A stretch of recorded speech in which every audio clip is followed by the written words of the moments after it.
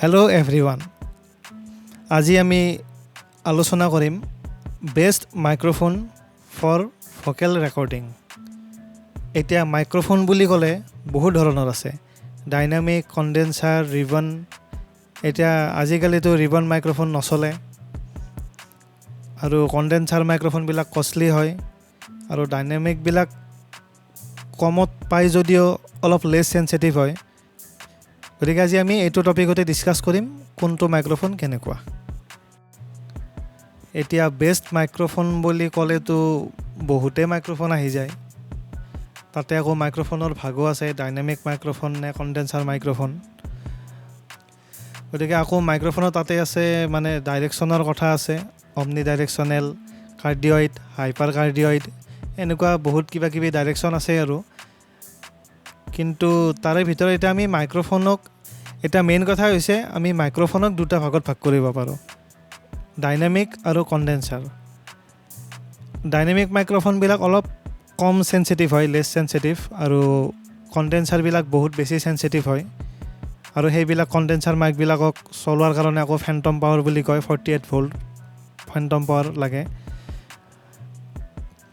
এতিয়া best microphone for vocal recording আমি dynamic মাইক্ৰফোনেৰে কৰিব পাৰোঁ, কণ্ডেনচাৰেৰে কৰিব পাৰোঁ। তাৰ আগত আমাক লাগিব ৰুমটো কেনেকুৱা, আমি ক'ত ৰেকৰ্ডিং কৰিম, ৰেকৰ্ডিং কৰা এনভাইৰনমেণ্টটো কেনেকুৱা। যদি অলপ নইজি এনভাইৰনমেণ্ট, মানে ধৰি লওক ৰুমটো ফুল্লি চাউণ্ড প্ৰুফ নহয়, অলপ ৰুমৰ ভিতৰত আমি কৰি আছোঁ, এনেই জাষ্ট নৰ্মেলি ৰুমৰ ভিতৰত আমি কৰি আছোঁ, কাৰণ তেতিয়া যদি কণ্ডেনচাৰ মাইক্ৰফোন হয় তাৰ সিটো কণ্ডেনচাৰ মাইক্ৰফোন বহুত বেছি চেঞ্চিটিভ। গতিকে সি দূৰৰ যিকোনো নইজ চইজ গোটেইবিলাক টানি লয়। তেনে ক্ষেত্ৰত ডাইনামিক মাইক্ৰফোনটো বেছি ভাল, কাৰণ বেছি দূৰৰ নইজবিলাক নাটানে।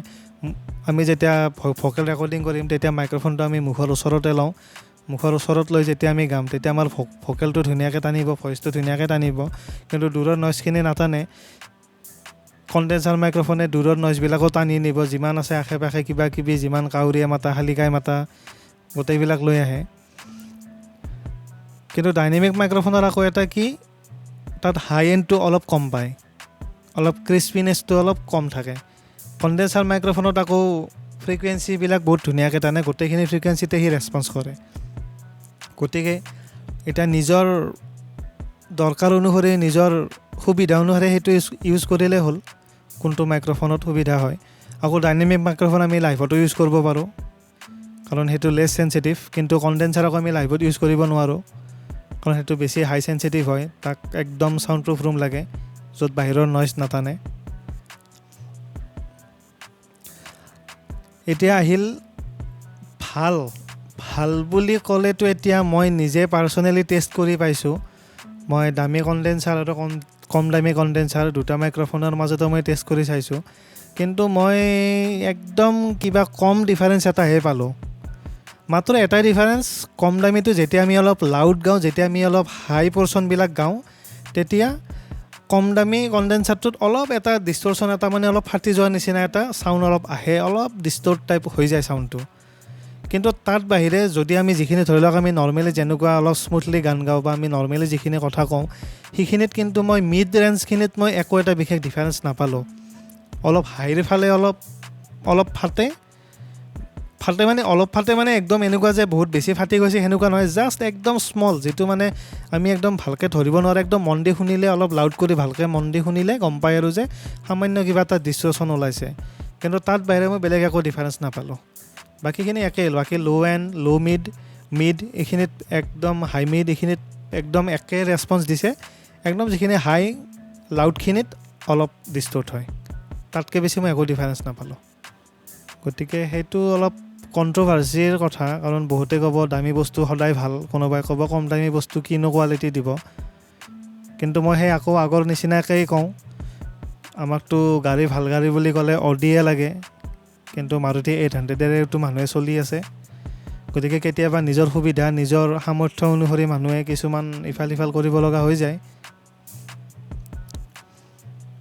গতিকে এইখিনিয়ে আৰু মাইক্ৰফোন বুলি ক'লে, ইয়াতকৈ বেছি আৰু নিজে ইউজ কৰিলেই হ'ল, চালেই হ'ল, নিজৰ সুবিধাটো চালেই হ'ল, বাছ। গতিকে আৰু এতিয়ালৈকে এইখিনিয়ে আৰু আমাৰ গগনা চেম্পল চাই থাকক আমাৰ চেনেলটো ছাবস্ক্ৰাইব কৰক আৰু অতি সোনকালে আমি গগনা চেম্পলছত আমি কিছুমান চেম্পলো আমি দিম লাহেকৈ আপোনালোকে মিউজিক প্ৰডিউচ কৰাৰ কাৰণে সেই চেম্পলবিলাক ইউজ কৰিব পাৰিব ৰয়েলটি ফ্ৰী চেম্পল হয় সেইবিলাক গতিকে সকলোকে ধন্যবাদ থাকিল আৰু আমি যাতে আগুৱাই যাব পাৰোঁ সকলোৱে আশীৰ্বাদ কৰিব আৰু লগতে আমাৰ চেনেলটো ছাবস্ক্ৰাইব কৰিব থেংক ইউ ধন্যবাদ